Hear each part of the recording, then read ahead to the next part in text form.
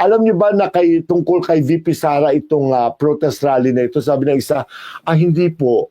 Hindi talaga nila alam. Yung marami sa kanila hindi alam. Pero marami rin na may hawak na mga placards at mga tarpaulins about that impeach Sara Duterte now. Maganda eksena.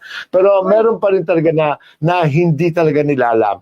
Pero as far as being organized is concerned, no, mas organized yata yung sa Iglesia ni Cristo noong 13. Of course. Kasi alam mo naman sila, di ba?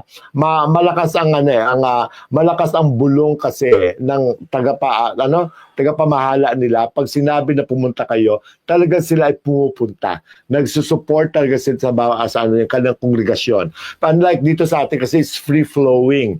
Yung mga Catholics at iba-iba pa mga sektor, siyempre, kung sino naman kahit nila pumunta at saka ibang tao siguro na kusa na lang pumunta kasi para maki-witness, ma-witness ko ano ba taga pinaglalaban na ito ng mga taong bayan.